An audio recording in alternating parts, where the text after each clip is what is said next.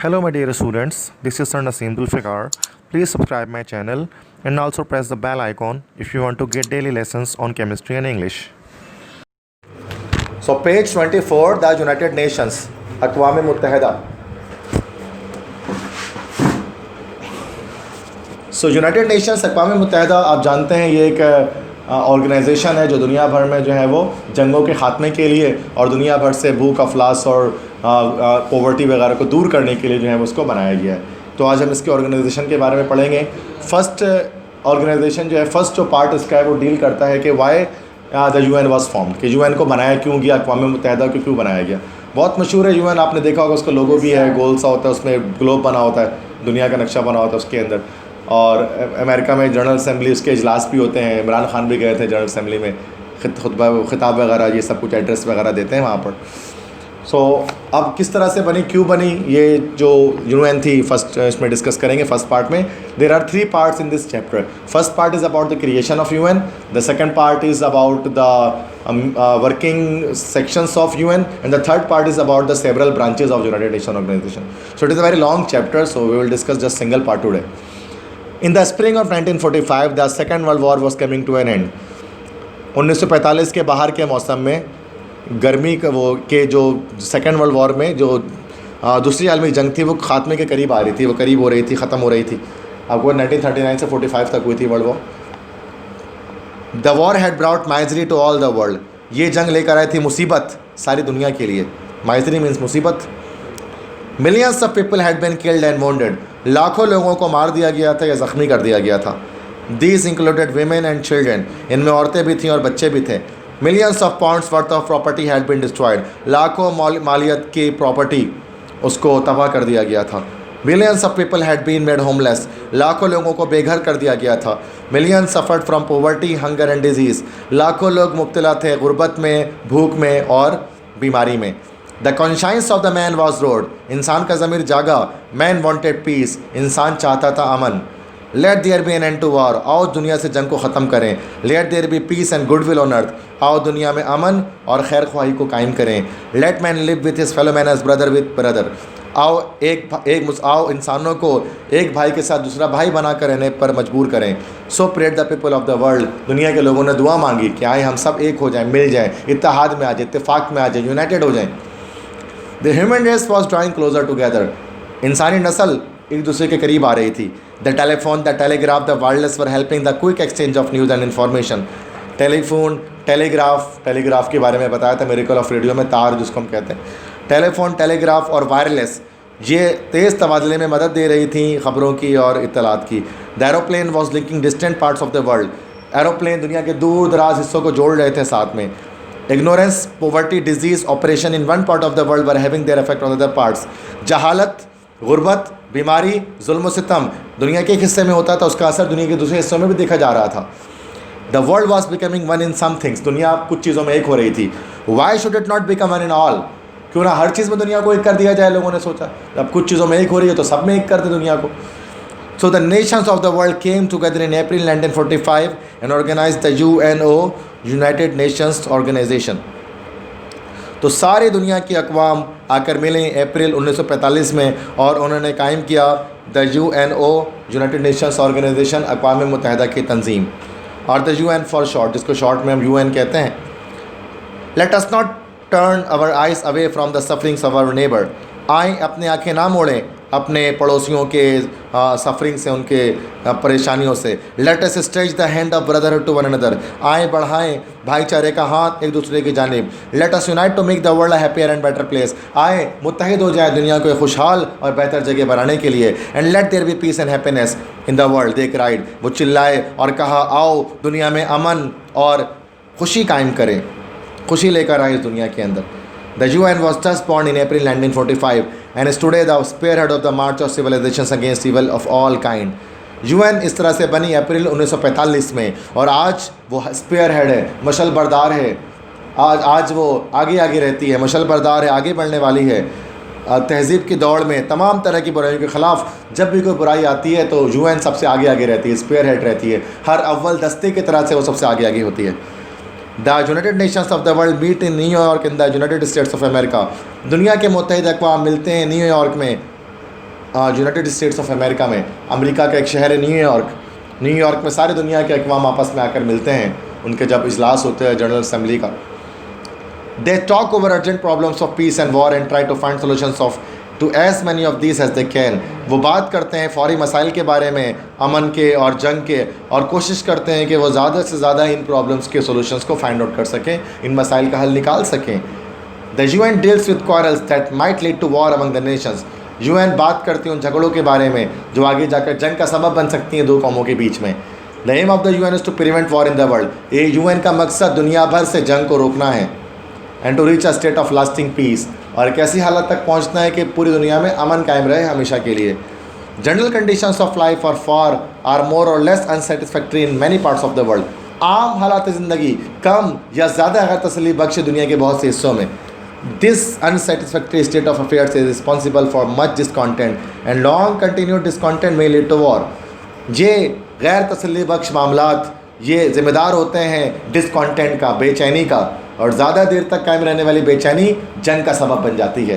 किसी कौम को अगर आप general conditions of life satisfactory नहीं दोगे, भूख होगी, अफलास होगी, गुर्बत होगी, जब ये चीज़ें कौमों में फैलेंगी और लंबे अर्से तक रहेंगी तो कौम के अंदर ख़ुद ब खुद जंग करने की एक जो है वो एक चाहत बन जाएगी। जब किसी कौम का इस्तेहसाल होता है ना हक़ का, एक वक्त आता है कि वो अपने हक़ के लिए खड़ी हो जाती है, लड़ाई करती है, जंग करती है किसी भी से भी। तो यही कह रहे हैं कि अगर जंग को रोकना है तो फिर हमें जनरल कंडीशंस ऑफ लाइफ को अच्छा बनाना पड़ेगा, लोगों की मेयार ज़िंदगी को, स्टैंडर्ड ऑफ लिविंग को बेहतर बनाना पड़ेगा, तो जंगें रुक जाएंगी। One way of preventing war is to remove as many causes of discontent as possible. एक तरीका जंग को रोकने का ये है कि ज़्यादा से ज़्यादा बेचैनियों को दुनिया से ख़त्म कर दिया जाए जितने मुमकिन हो सके। तो जंग का खात्मा ज़रूरी है। साहिल लुधियानवी एक शायर थे, वो कहते थे कि जंग तो ख़ुद एक मसला है, ये क्या मसलों का हल देगी। ठीक है ना, कि जंग तो ऑटोमेटिकली ख़ुद एक मसला ही है, जंग से मसाइल के हालात नहीं निकाल सकते। जंग से तो क्या होता है कि खून मिलता है, लाशें मिलती हैं, है ना, उदासियाँ मिलती हैं, आंसू मिलते हैं, दर्द और कर्ब मिलते हैं। तो जंग से अच्छी चीज़ें तो कभी आपको नहीं मिल सकती हैं। तो UN यही कहते हैं जंग को रोकना है, दुनिया से जंग का खात्मा करना है। सो the UN have set themselves to study living conditions in all part of the world and to help in the fight against poverty, ignorance, disease and social political justice। तो अक़वाम मुत्तहिदा ने अपने आप को इस बात पे लगाया है इस काम में कि वो मुताला करें दुनिया के हर हिस्से में मामलात ज़िंदगी का, हालात ज़िंदगी का, और वो मदद करें लोगों की कि वो किस तरह से गुर्बत से, जहालत से, बीमारी से और समाजी और सियासी नाइंसाफ़ी से लड़ सकते हैं। Preventing a war is difficult. जंग को रोकना मुश्किल काम होता है। It is a part of high politics. ऊंची सियासत का हिस्सा होता है जंग। Feelings run high. जज्बात बहुत बुलंद होते हैं। मतलब जब जंग होने वाली होती है ना, जंग को रोकना बहुत मुश्किल काम है, क्योंकि जंग जब होती है दोनों के जज्बात बहुत बुलंद होते हैं। हमारा पाकिस्तान इंडिया की भी जंग छिड़ जाएगा, ये जंग का कुछ सिनेरियो आ जाए तो फिर जज्बात हमारे बुलंद हो जाते हैं। हमारे फेसबुक की हर पोस्ट, व्हाट्सएप की हर स्टेटस जंग के नाम हो जाती है कि है ना, और इंडिया वाले भी ऐसे ही कर रहे होते हैं, है ना। फिर हम इस तरह से शेयर लगा रहे होते हैं, कल रूस भी करते देखा था, आज इंडिया टूटता देखेंगे, फिर बर के जहाज़ के जोलों से अमेरिका जलता देखेंगे, और सब व्हाट्सएप पे लगा के शेयर कर रहे होते हैं फॉरवर्ड। मतलब लोग जज्बात में आ जाते हैं कि भाई कि बस अब तो इंडिया की ऐसी की तैसी कर देनी है ना। मतलब जज्बात में आ जाते हैं, मतलब फिर आप रोक नहीं सकते किसी को, नहीं जंग नहीं करो, फिर कोई सुनता नहीं है। तो जंग को रोकना बहुत मुश्किल काम है। दो कौमों के बीच जब जंग हो जाए तो attempt to bring about peace are open to misunderstanding. अमन कायम करने की कोशिशें नासमझियों के लिए खुली होती हैं, मिसअंडरस्टैंडिंग और बढ़ सकती है उससे। Instead of bringing people together attempts at peace making sometimes set and further apart. बजाय इसके कि लोग दूसरे के करीब आएँ, कभी कभार अमन करने की कोशिशें लोगों को और दूर कर देती हैं। The path of the peacemaker is indeed hard. अमन कायम करने वाले का रास्ता यकीनन मुश्किल होता है। The UN has succeeded in a few cases in bringing peace where there was no peace before. UN कामयाब हो गई है कुछ केसेस में उस जगह पर अमन लाने में जहाँ पर इससे पहले कभी अमन मौजूद नहीं था। जैसे बोस्निया का मसला हल किया है। बोस्निया एक मुसलमानों का इलाका था, तो वो उसमें जो है वो मुसलमानों को जुल्म सितम होता था, तो बोस्निया को आज़ाद किया गया है। बोस्निया एंड हर्ज़ेगोविना के नाम से एक मुल्क है। इस तरह चेचनिया रशिया का पार्ट था, तो चेचनिया का पार्ट जो है वो भी जो है वो UN की वजह से क्या हुआ है कि अलग हो गया है, मतलब मुसलमानों को मिल गया। तो कुछ जगहों पर आई हैं, कुछ जगहों पर नहीं भी आई हैं। आगे लिखा हुआ but in a great many cases, लेकिन बहुत सारे केसेस में the result have not been satisfactory. तो बहुत सारे केसेस पर जो नतीजे निकले, नताइज निकले वो बहुत ज़्यादा तसल्ली बख्श नहीं है। फ़लस्तीन का मसला, कश्मीर का मसला, अब कश्मीर का मसला सॉल्व करना तो ज़ाहिर सी बात इतना आसान नहीं है, क्योंकि वहाँ के हमारे कौम, हाँ ज़ाहिर सी बात है ना। तो ये बात है कि उसको इसलिए हम हल नहीं कर सकते उस मामले को, यूएन नहीं कर सकता कुछ भी, क्योंकि दोनों ही जो है वो लचक फ्लेक्सिबिलिटी कौम नहीं दिखाती, ना पाकिस्तानी कौम ना इंडियन कौम, इसलिए यूएन बोलता है हम कैसे कर सकते हैं। ठीक है, इस तरह फ़लस्तीन के अंदर भी ये मामला है, यहूदी और मुसलमान दोनों में से कोई फ्लेक्सिबिलिटी नहीं दिखाते, सो दोनों बोलते नहीं हमें ही चाहिए। इस वजह से फ़लस्तीन का मामला सॉल्व करना बहुत मुश्किल है किसी भी तरह से। हम जब से बच्चे पैदा हुए तब से हम आज तक यही देख रहे हैं मसले, है ना, problem of Palestine and problem of Kashmir. शाम में तो सिविल वॉर चल रहा है ना, वो तो आपस की लड़ाई है। हाँ, तो वो अब उनके आपस की लड़ाई है, शिया और सुन्नी की, अब वो लड़ाई उनकी चल रही है अपनी, उसको भी आप जो है वो ख़त्म नहीं कर सकते। दो कौमों के बीच की लड़ाई नहीं हो रही ना, वो अलग चीज़ है। तो द पाथ ऑफ द, तो कुछ केसेस में तो मिली हैं मतलब कामयाबी, लेकिन बहुत सारे केसेस में कामयाबी नहीं मिली है, जंग को नहीं रोक पाई है, अभी तक जंग चल रही है। The world is full of little quarrels between nation, दुनिया भरी हुई है छोटे छोटे झगड़ों से जो डिफरेंट कौमों के बीच में है। ऐसे झगड़ों से भरी हुई है दुनिया, हर जगह पर कहीं ना कहीं फट्टा चल ही रहा है, फसाद चल ही रहा है। Any one of these little quarrels might be responsible for the outbreak of a new world war, और इन्हीं छोटी छोटी लड़ाइयों में से कोई एक लड़ाई वजह बन सकती है एक नए जंग अजीम को शुरू करने का, जो कि कभी छोटी छोटी लड़ाइयाँ भी कभी कभार एक बड़े जंग को शुरू करती हैं। तो मैंने जो लेक्चर डाला है यूट्यूब के अंदर, उसमें ना the world war 1 and world war 2 लाजमी उसको देखना, वो बड़ा मतलब कि वो एक काफ़ी लोगों ने उसको देखा है। तो उसके अंदर वर्ल्ड वॉर 1 मैंने बताया था किस तरह से जो है वो स्टार्ट हुए एक बंदे की मौत से, एक शख्स की मौत की वजह से लाखों लोगों को मार दिया गया, आज जो फ्रांस फर्डिनेंड की जो स्टोरी है, सर्बिया का जो है, तो वो वीडियो लाजमी देखना, वॉच करना। तो मैं आई कार्ड पर जो है वो शो कर दूंगा उसका लिंक, तो वहाँ पर देख लेना। But let us not despair, लेकिन मायूस मत हो, for there is one part of the work of the UN that fills us with hope, चूँकि यूएन के काम का एक हिस्सा ऐसा है जो हमारे दिल में उम्मीद भर देता है। That is the work for fighting social evils, और वो क्या है, समाजी बुराइयों से लड़ने का काम। तो जंग को रोकने में तो कामयाब नहीं हुई है यूएन, लेकिन समाजी बुराइयों को रोकने में कामयाब हुई है ना, भूख, अफलास, गुर्बत, इन सब को रोकने में कामयाब हुई है। Men and women from different parts of the world, of different faiths and religion, sit together, think, plan and actually work together to improve conditions of life in countries they have not known before. मर्द औरत दुनिया के मुख्तलिफ़ हिस्सों से, मुख्तलिफ़ नस्लों से और मुख्तलिफ़ मज़ाहिब से जो ताल्लुक़ रखते हैं, बैठते हैं साथ में, सोचते हैं, मंसूबा बनाते हैं और असल में काम करते हैं साथ में, ताकि उन ममालिक की हालत ज़िंदगी को बेहतर बनाया जा सके जो इससे पहले तक नहीं थी। सब मिलकर काम करते हैं। This work brings the workers closer together than anything else can, इस काम से लोग आपस में एक दूसरे के करीब आ जाते हैं जितना और किसी काम से नहीं आ सकते हैं।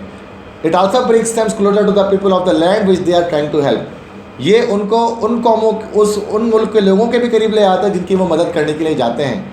Who would go to war with the people to whose betterment one has given several years of one's life, बताओ तो ज़रा कौन जंग करना चाहेगा उन लोगों से जिनकी बेहतरी के लिए आपने अपनी ज़िंदगी के बहुत सारे साल दिए हैं, है ना। बस कुछ मुल्क के लोग जाकर एक मुल्क में 5 साल 10 साल तक उनकी हालत ज़िंदगी को बेहतर बनाने के लिए लगे रहें, और 10 साल के बाद आपने उस मुल्क की हालत ज़िंदगी बेहतर बना ली। अब कभी भी आप उस मुल्क पे हमला नहीं करोगे जाकर, जो घर अपने अपने हाथ से तामीर किया होगा उसको तोड़ने पर अफसोस होता है, कोई भी नहीं तोड़ना चाहता। तो ये काम क्या करते हैं, यूएन के लोग मिलकर आपस में दुनिया भर की जगह पर जाकर काम करते हैं ताकि वेल विशिंग थाट्स जन्म आए ना, कि एक तरह से एक बर्दाश्त आए और एक तरह से खैर ख्वाही के जज्बात लोगों के दिल में जो है जज्बात उभर आए।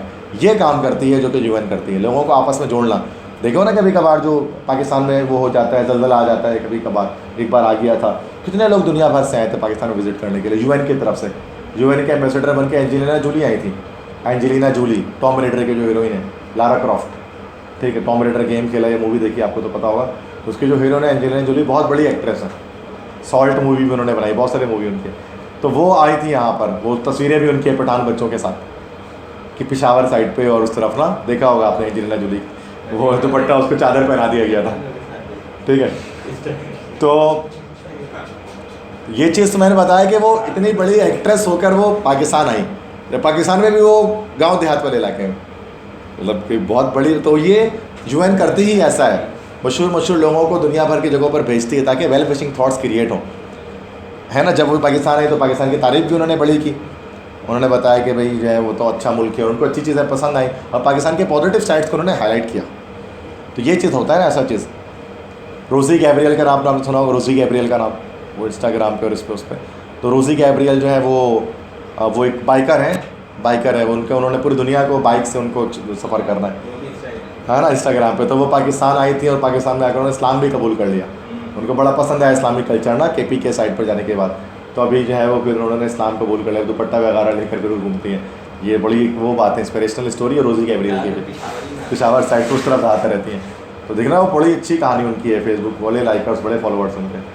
तो मतलब ये कि लोग आते हैं ना, शुरू में तो हमारे बारे में गलत पोर्ट्रे किया जाता है ना बाहर मुल्क में कि पाकिस्तान ऐसा है तो वैसा है, लेकिन जो पाकिस्तान में आता है उसकी तारीफ़ ही करके जाता है ना। कोई भी आता है, ड्रू बिन्स्की जब आया, ड्रू बिन्स्की तो जो कि पूरी दुनिया का जिसने जो है वो तय किया कि 205 मुल्क को घूमेगा, वो भी जब पाकिस्तान आया था, वो सदर में भी आया था, कराची में नल्ली नयारी बिरयानी भी खाने आया था। तो वो भी तारीफ़ करा पाकिस्तान के लोगों की। उसने पूरी एक वीडियो बनाई कि Y everything is free in Pakistan, एक वीडियो है उसकी कि पाकिस्तान में सब कुछ फ्री क्यों है। तो बोला मैं जितना पैसा घर से लेकर निकला था ना, पाकिस्तान में मेरे 1 रुपया खर्च नहीं किया। वो लेता ही नहीं था को मुझसे, बोला था आप मेरे हमारे मेहमान हैं, आपसे पैसा नहीं लेंगे। मतलब वो इतने तो है ना, तो इतने ज़्यादा मतलब पाकिस्तान के उसमें वो देखो ना, लोग ये इमेज पोर्ट्रे नहीं करते पाकिस्तान का। लोग क्या दिखाते हैं, भूखे नंगे लोग यहाँ पर रहते हैं, लाइट नहीं होती है, बिजली नहीं होती है, गैस नहीं होता है, फला नहीं होता है। अच्छी चीज़ें भी दिखाओ पाकिस्तान के बारे में, जो पाकिस्तान के अंदर है, जो हम लोग नहीं समझ रहे लेकिन बाहर के लोग देख कर चले जा रहे हैं। यही अगर आप किसी और कंट्री में जाओगे आपको लूट के खा जाएंगे ट्रैवलर देखकर। यही आप किसी और स्विट्ज़रलैंड चले जाओ, कनाडा चले जाओ, कहीं और कोई नहीं फ्री में देगा आपको। जी पाकिस्तान में लोग देते हैं, मेहमान नवाज इतने हम हैं, हॉस्पिटैलिटी मशहूर है पाकिस्तान के लोगों की। ठीक है, यस, तो yes that is your right, you are right. ये बातें जो हम कर रहे हैं तो मतलब ये सारी बातों पता लग रही है चीज़ों के बारे में। अच्छा आगे बढ़ते हैं उसके बाद कि here is an example of what international work means. यहाँ पर मैं आपको एक मिसाल देता हूँ कि बैनुल-अक़वामी काम से क्या मुराद है इंटरनेशनल वर्क। तो एक मिसाल दे रहे हैं, एक एग्जाम्पल दे रहे हैं। Canals, rivers and lakes have always been natural highways in the flat parts of the world. नहरें, दरियाएँ और झीलें हमेशा से नेचुरल हाईवे, कुदरती गुजरगाहें रही हैं दुनिया के फ्लैट हिस्सों में, हमवार हिस्सों में। दुनिया के बहुत सारे फ्लैट पार्ट ऐसे हैं जहाँ पर लोग पानी को, दरिया को, नहर को एज आ नेचुरल हाईवे इस्तेमाल करते हैं। कुछ जगहों पर पानी बहुत ज़्यादा है। आप मालदीव आइलैंड चले जाओ, मालदीव का नाम आपने सुना होगा, छोटे छोटे बहुत सारे जज़ीरे हैं। वहाँ पर ऐसा है कि आपको मार्केट में जाना हो तो कश्ती में जाना पड़ेगा आपको। वहाँ पर जो मार्केट जो पूरी लगती है ना, कश्ती में मार्केट लगती है। कश्ती में बैठ कर लोग आलू प्याज भी सब कुछ बेच रहे होते हैं। कश्ती में आप आते हैं, लेकर चले जाते हैं वहाँ से सामान का। मतलब ऐसा होता है ना, वो कश्ती घर भी बना होता है इस तरह से, 4 डंडे वगैरह डाल देते हैं ज़मीन के अंदर, वो पानी के अंदर, फिर ऊपर घर बना होता है ऐसा। तो वो पूरा लोग मतलब ज़्यादातर लोग उसको एज अ हाईवे यूज़ करते हैं। इस तरह से आप इटली के शहर चले जाओ, वेनिस। इटली में आपने सुना होगा एक शहर है वेनिस के नाम से। Venice the city over water कहते हैं उसको। पूरा पानी में वो है, गलियाँ वलियाँ सब पानी बह रहा है दरिया के जैसा, और घर बने हुए उसके ऊपर। पूरा शहर पानी के ऊपर बना हुआ है वो। पूरी दुनिया कश्ती में सब वगैरह पूरी दुनिया से लोग जाते हैं वो वेनिस में घूमने के लिए। तो बहुत खूबसूरत शहर है वेनिस का। तो वैसे कुछ दिनों पहले पाकिस्तान कराची में बना हुआ था वेनिस। तो वेनिस जाने की ज़रूरत नहीं थी, लोग कहते थे यहीं पर आपको वेनिस मिल जा रहा था। हर तरफ पानी पानी है, घर से बाहर निकलो तो पानी है, डुबकी मार के जाओ। हियर इज, तो आगे बढ़ते हैं। Millions of people pass their lives in boats on the quite inland waterways. लाखों लोग अपनी ज़िंदगी कश्तियों में गुजारते हैं, इन ज़ेर ज़मीन पानी के रास्तों के ऊपर ज़िंदगी गुजारते हैं। In most of the far east, ज़्यादातर फार ईस्ट में, मशरिक़ बईद में, half the people live on the great river. आधे लोग तो अजीम दरियाओं के ऊपर ही रहते हैं।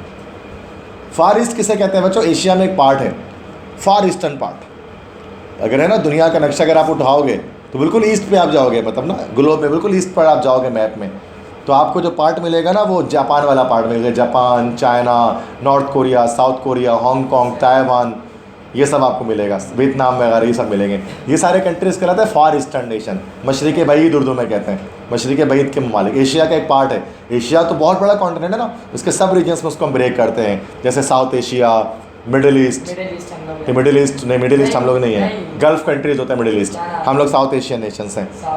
ठीक है, बिल्कुल इस तरह से जो है वो हमारे पास जो है वो फार ईस्टर्न नेशंस हैं। सेंट्रल एशियन रिपब्लिक्स हैं। सेंट्रल एशियन नेशन वो तान वाले सारे, तुर्कमानिस्तान, ताजिकिस्तान, किर्गिस्तान, तजिकिस्तान, है ना, तान वाले सारे जो हैं वो सारे सेंट्रल एशियन नेशंस हैं। तेल पैदा करने वाले सारे मिडिल ईस्टर्न नेशंस हैं। सार्क कंट्रीज सारे साउथ एशियन नेशन है, पाकिस्तान, इंडिया, बांग्लादेश वगैरह, इस तरह सारे जो छोटी आँख वाले सारे फॉर ईस्टर्न नेशन हैं, छोटी आँख से मुराद के वो सारे एक जैसे, जब जापानीज़, कोरियन, चाइनीज़ तीनों को खड़ा कर देंगे भाई भाई लगेगा, है ना। तीनों को साथ में खड़ा कर दो, जापानीज़, चाइनीज़ और कोरियन को, तीनों एक दूसरे के भाई लगते हैं। आप फ़र्क ही नहीं कर पाओगे कौन जापानीज़ और कौन चाइनीज़ और कौन कोरियन है, एक जैसे लगते हैं ना। अच्छा चिंग पोंग चिंग चोंग चिंग करते रहेंगे, ठीक है। सबकी ज़बान भी लिखते हुए सब उल्टा पुल्टा लिखते रहेंगे करके, सबको भी ज़बान हो जाए। तो वो फार ईस्टर्न नेशन कहलाते हैं। वो लोग ज़्यादातर दरियाओं के ऊपर रहते हैं। जापान वगैरह में आपने देखा होगा दरिया के ऊपर घर ज़्यादातर बनाते हैं लोग। So the UN organise the inland water transport tour of Asian expert to view the operation of water within other parts of the world.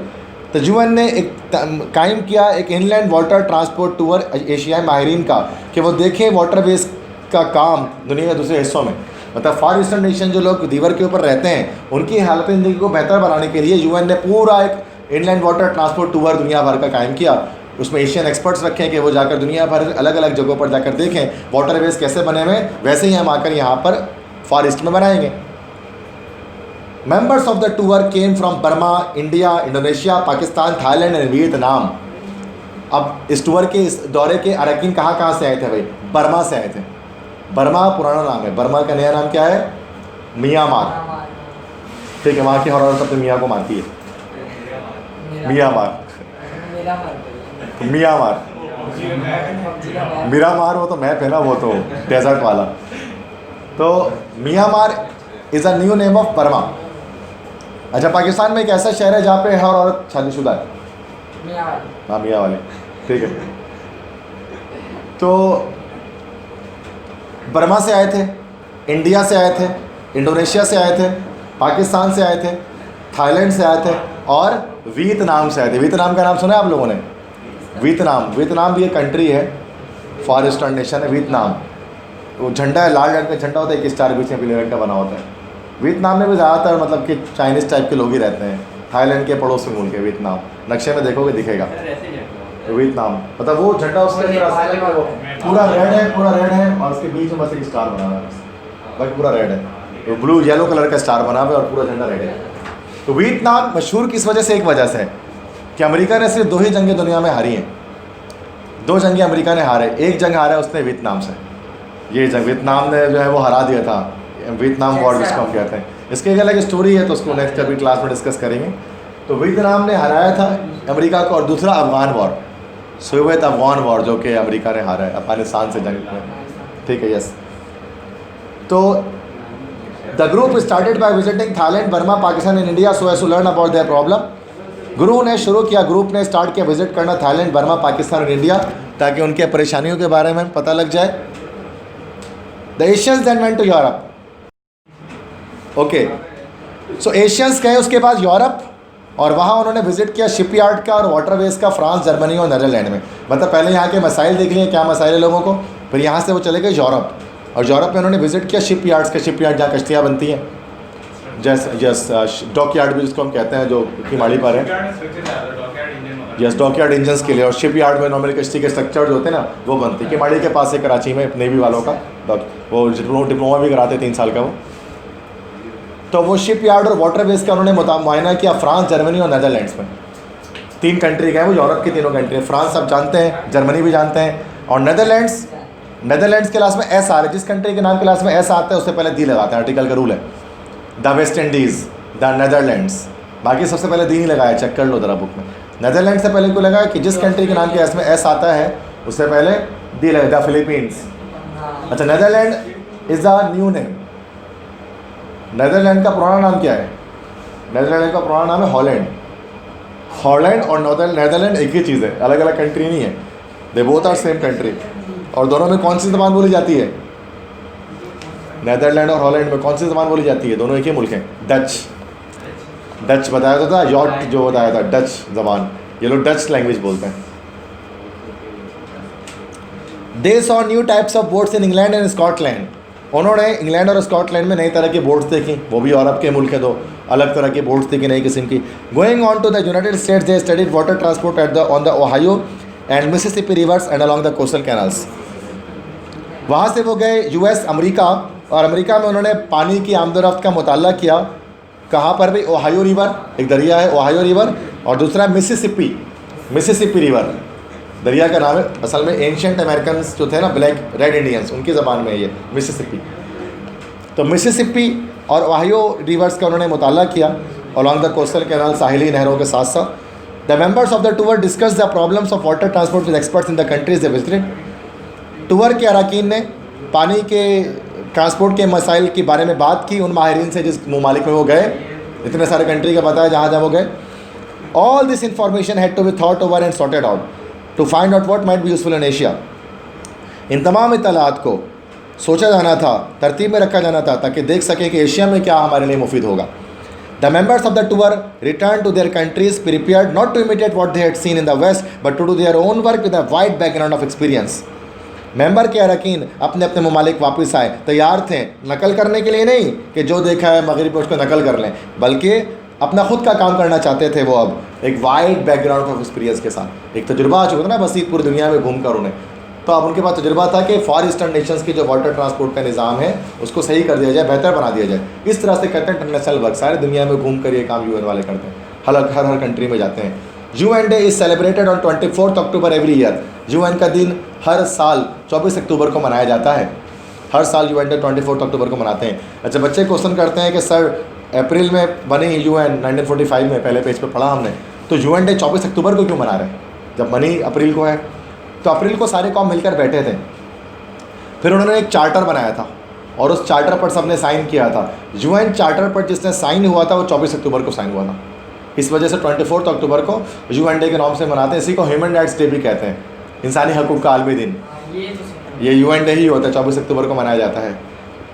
Patriotism today should mean loyalty not only to one's own country but to the UN and its ideal. हुब्बुल वतनी का मतलब आज होता है वफादारी, सिर्फ अपने वतन से नहीं बल्कि अक़वाम मुत्तहिदा और उसके ख़यालात से जो है वो वफादारी दिखाना। आज के दिन ये है UN का मकसद। सिर्फ आप अपने मुल्क से, वतन से मोहब्बत ना करो बल्कि सारी दुनिया से मोहब्बत करो, ये आज के दौर में हुब्बुल वतनी का मकसद है, मतलब है। On UN day we pledge ourselves anew to advance the cause of brotherhood and peace in the world. UN के आलमी दिन में हम अहद करते हैं खुद से कि हम आगे बढ़ाएंगे भाईचारे को और अमन को इस दुनिया में। The birth of the UN we hope will one day be looked upon as an important event in world history. UN अक़वाम मुत्तहिदा की पैदाइश, हमें उम्मीद है एक दिन आएगा कि जब लोग उसको समझेंगे कि दुनिया की आलमी तारीख़ में एक बहुत अहम इवेंट था कि लोगों ने अक़वाम मुत्तहिदा को बनाया था 1945 में। So this is how the UN was created and what works it do. बात समझ में आ गई सबको क्या हुआ चैप्टर के अंदर? So that's it for the first part. The next class we will discuss about the second part, like how the UN is organized, कि UN किस तरह से organized हुई है। ठीक है, that's it.